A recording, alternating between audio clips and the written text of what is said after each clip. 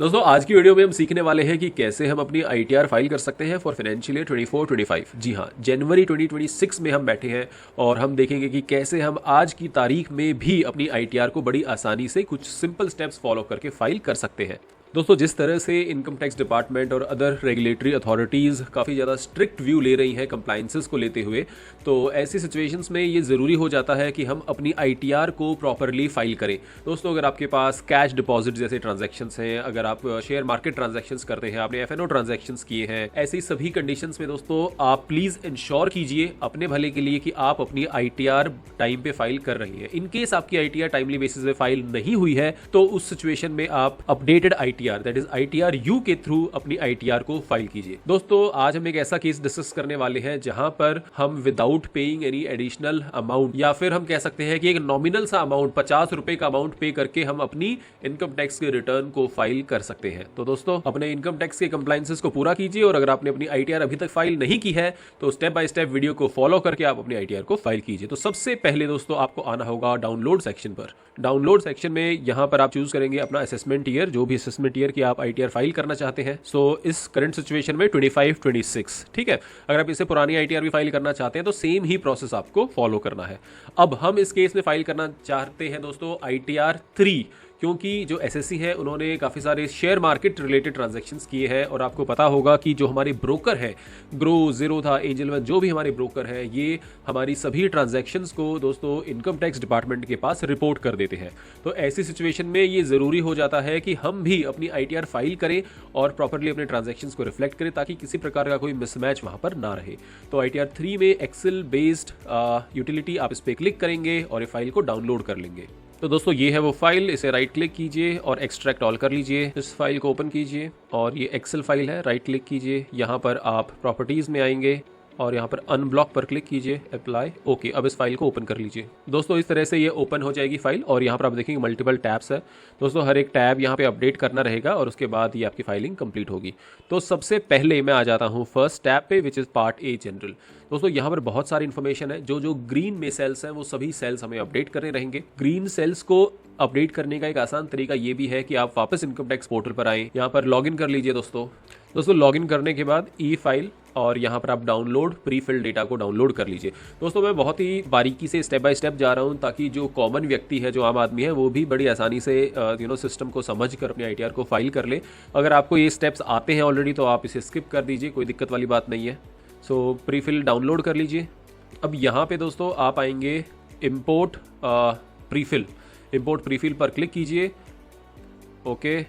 और यहाँ पर ये वाली फाइल जो आपने प्रीफिल डाउनलोड की थी इसे आप इंपोर्ट कर लीजिए, ओके। दोस्तों इस तरह से थोड़ा प्रोसेस चलेगा, चलने दीजिए, कुछ नहीं करना है आपको, वेट कीजिए। दोस्तों it will take 5 to 10 seconds, थोड़ा होल्ड कीजिए और स्टेप बाय स्टेप इसमें आपकी मैक्सिमम टैब्स ऑटोमेटिकली अपडेट हो रही हैं। दोस्तों जैसा कि आप स्क्रीन पर देख पा रहे हैं बहुत सारी यहाँ पे सेल्स ऑटोमेटिकली अपडेट हो गए हैं through prefill. Name, address, mobile number, email ID, सब कुछ यहाँ पे आ गया। अब स्टेप बाय स्टेप हम बाकी चीज़ों को भी अपडेट कर देते हैं। दोस्तों इस केस में हम आईटीआर 3 फाइल कर रहे हैं। एफएनओ ट्रांजैक्शंस के केस में मैं अलग से वीडियो बना दूंगा जहाँ पे हम नॉन एफएनओ ट्रांजैक्शंस यानी आईटीआर 1, आईटीआर 2 कैसे फाइल कर सकते हैं वो भी मैं यहाँ पे डिटेल में आपको समझा दूंगा। तो चलिए अब हम नेक्स्ट आगे बढ़ते हैं। दोस्तों यहाँ पर जो नेक्स्ट टैब आपको अपडेट करना है, कंडीशंस फॉर रेजिडेंशियल स्टेटस, तो यहाँ पर आपको चूज करना रहेगा you were in India for 182 days और more during the previous year, ठीक है। Method of opting out of new tax regime, यहाँ पर आप चूज कीजिए by filling 10 IEA form 10 IEA। क्योंकि दोस्तों ये आईटीआर 3 है तो यहाँ पे आपको यही ऑप्शन मिलेगा। अगर आईटीआर 1, आईटीआर 2 है तो वहाँ पर आपको ये ऑप्शन फिल करने की ज़रूरत नहीं पड़ेगी। Have you exercise the option under section 115 BAC, यहाँ पर नो कर दीजिए। हम यहाँ पर न्यू टैक्स रिजीम के थ्रू ही फाइलिंग कर रहे हैं। और इसके बाद do you wish to opt out of new tax regime for the current year, no कर दीजिए। दोस्तों मैंने अपडेट कर दिया है टू दी एक्सटेंट पॉसिबल, पर मैं स्टेप बाय स्टेप आपको बता दूंगा कहाँ पे क्या चीज़ें किस तरह से अपडेट करनी है। सो आपका आधार नंबर अपडेट हो जाएगा। Do you want to claim the benefit of 115H, no कर दीजिए। यहाँ पोर्टुगीज़ वाले में भी नो आ जाएगा। रिप्रेजेंटेटिव एसएससी नो कर दीजिए। Director of the company no. Partner in a firm no. Unlisted company shares no. Again whether SSC has a unit in the international financial services centre, no. Again no. Are you liable to maintain accounts as per section 44AA, yes कर दीजिए। अगर आप only under section 44A, 44B, 44B भी इनमें file कर रहे हैं तो नो कर दीजिए। इसके बाद whether during the year gross receipt of business is between 1 crore and 10 crore, no कर दीजिए बिकॉज टर्नओवर एक्सीड नहीं करती यहाँ पे 1 करोड़ से। इसके बाद दोस्तों are you liable for audit under section 44AB, इसे भी नो कर दीजिए। तो इस तरह से हमने फर्स्ट टैब यहाँ पे अपडेट किया है। अब मैं आ जाता हूँ आपकी ब्रोकर रिपोर्ट पर, जहाँ से आपको इन्फॉर्मेशन पिक करनी है। दोस्तों ये है आपकी ब्रोकर रिपोर्ट। ब्रोकर रिपोर्ट में आपको यहाँ पर मिल जाएगा आपका लॉस, फ्यूचर्स या ऑप्शंस, जो भी आपका लॉस है यहाँ पे आप क्लियरली देख सकते हैं। इनका यहाँ पर लॉस हमें दिखाई दे रहा है 5,89,000, राइट। इसके बाद यहाँ पर आपके चार्जेस अपडेटेड है, so exchange transaction charges, SEBI turnover charges, जो भी आपके चार्जेस है सब यहाँ पे अपडेटेड है। इसके बाद यहाँ पर आपके ट्रेड्स हैं। यहाँ पर हम एक बार के लिए अपनी टर्नओवर को चेक कर लेते हैं कि हमारी टर्नओवर कितनी है। 10 करोड़ से अगर कम टर्नओवर है तो ऑडिट की रिक्वायरमेंट नहीं है। सो यहाँ पर सिंपली आप ABS का फॉर्मूला लगाएंगे और इसे आप इस तरह से अपडेट करेंगे तो आपके पास यहाँ पर आ रहा है 18,37,000। सो 18,37,000 के टर्नओवर पर आपको टैक्स ऑडिट कराने की बिल्कुल भी ज़रूरत नहीं है। सो बेसिकली इस रिपोर्ट से हमें इतनी ही इन्फॉर्मेशन चाहिए कि आपकी टोटल टर्नओवर क्या है और आपके टोटल एक्सपेंसेस यानी खर्चे कितने हैं। दोस्तों अब हम आ गए हैं जो आपका स्टॉक P&L है उस पर, और स्टॉक P&L पे भी आप देखेंगे रियलाइज्ड P&L आपका 17,820 का गेन है और अनरियलाइज्ड P&L में आपका ऑलमोस्ट 1 लाख रुपीज़ का लॉस है। इसके अलावा आपके यहाँ पे चार्जेस भी हैं। सो हमें रियलाइज्ड जो गेन है वही अपनी ITR में दिखाना होता है, अनरियलाइज्ड नहीं दिखाया जाता है दोस्तों। रियलाइज्ड प्रॉफिट एंड लॉस में आपको यहाँ पे मोटा मोटी 17,000 का गेन है। इस पर आपका थोड़ा सा टैक्स अमाउंट भी बनेगा, वो हम देख लेंगे कैसे बनता है। दोस्तों वापस हम आ गए अपनी ITR पर और यहाँ पर पार्ट A जनरल में हम आ जाते हैं। यहाँ पर दोस्तों आपको एक ऑप्शन रहेगा are you eligible to file an updated return, इसे येस कर दीजिए। And reason for updating your income में रिटर्न प्रीवियसली नॉट फाइल्ड कर दीजिए, ठीक है। Are you filing the updated return during the period, यहाँ पर आप up to 12 months from the end of the relevant assessment year, ये वाला ऑप्शन चूज कर लीजिए।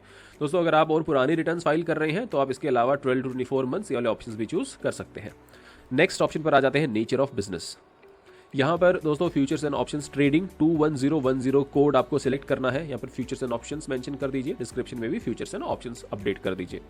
इसके बाद दोस्तों हम आ गए हैं प्रॉफिट एंड लॉस टैब पर, और यहाँ पर जो हमारे हम स्टेप बाय स्टेप चलेंगे। रेंट, कमीशन, डिविडेंड इनकम, तो डिविडेंड इनकम है तो वो हमने यहाँ पे डाल दिया है, जो नहीं है उसके लिए आप 0 डाल दीजिए। और इसके बाद आपके जो भी एक्सपेंसेस हैं, stamp duty, STT, total GST, brokerage, IP, FT charges, ये सभी चार्जेस आपके आ जाएंगे।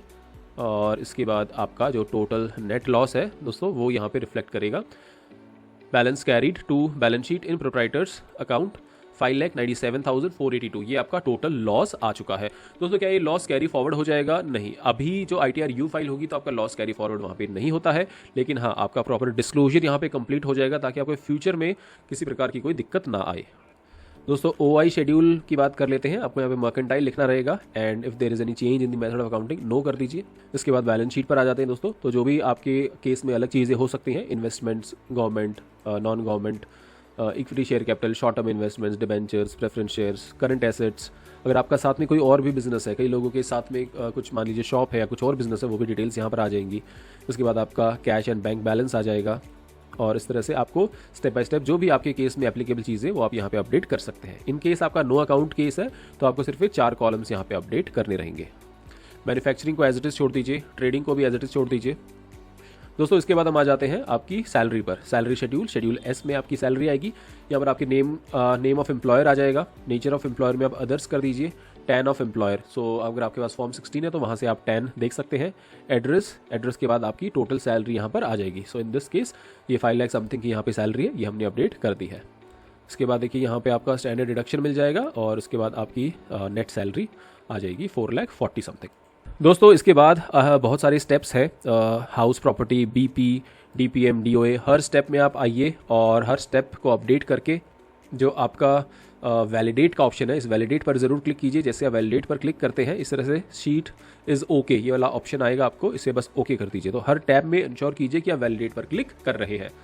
इसके बाद दोस्तों नेक्स्ट आपका आता है CG शेड्यूल, यानी दोस्तों जो भी आपने शेयर मार्केट में शेयर्स को शॉर्ट टर्म लॉन्ग टर्म को बाय सेल किया है उसके हिसाब से आपको शेड्यूल CG भी अपडेट करना पड़ेगा। यहाँ पर दोस्तों कैपिटल गेन शेड्यूल है, यहाँ पर आपको आना होगा सीधा थर्ड वाले सेक्शन में। From sale of equity shares और unit of equity oriented mutual fund और unit of a business trust on which STT is paid. जो भी आपके शेयर मार्केट ट्रांजैक्शंस होते हैं उन पे एसटीटी ऑलरेडी पे हो चुका होता है, इसलिए ये स्पेसिफिक सेक्शन उसके लिए। कॉस्ट ऑफ एक्विजिशन में आपने कितने के शेयर्स खरीदे हैं वो डाल देंगे, और फुल वैल्यू ऑफ कंसिडरेशन में कितने के आपके शेयर्स बिके हैं वो अमाउंट आ जाएगा। Now this first column is where transfer was before 23 July, and the second column is जहां पर 23 जुलाई 24 के बाद आपका ट्रांजैक्शन हुआ है। बेसिकली बजट के कारण, बजट आपका जो पेश हुआ था तो वहां पर जो कट ऑफ डेट दी गई थी उसके कारण आपका रेट ऑफ टैक्सेशन पे इंपैक्ट आता है, इसलिए यहाँ पे अलग अलग तरीके से अलग अलग हेड्स में दिखाया गया है।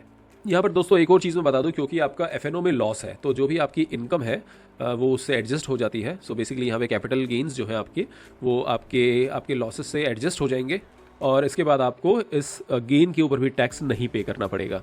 दोस्तों इसके बाद आप शेड्यूल 112A में आइए। अगर आपके पास लॉन्ग टर्म कैपिटल गेन्स हैं तो आप यहाँ पर अपडेट कर सकते हैं, नहीं है तो इसे जस्ट आप वैलिडेट करेंगे, एक ओके का ऑप्शन आएगा, वैलिडेट ओके और आगे बढ़ जाइए। अब दोस्तों ये है आपका अदर सोर्स शेड्यूल, यहाँ पर आपकी डिविडेंड इनकम आ जाएगी। इसके अलावा सेविंग बैंक से जो आपका छोटा मोटा इंटरेस्ट अमाउंट है वो भी यहाँ पर आ जाएगा, उसे भी अपडेट कर दीजिए। दोस्तों बहुत सारे सेक्शन देखिए, यहाँ पे ब्लैंक है, AL ब्लैंक है, शेड्यूल 5A ब्लैंक है, ठीक है, TRFA ब्लैंक है। सो ब्लैंक है तो इट इज़ ओके, इन्हें आप छोड़ सकते हैं। अब आप मेन शेड्यूल पे आ जाइए, पार्ट B TI TTI।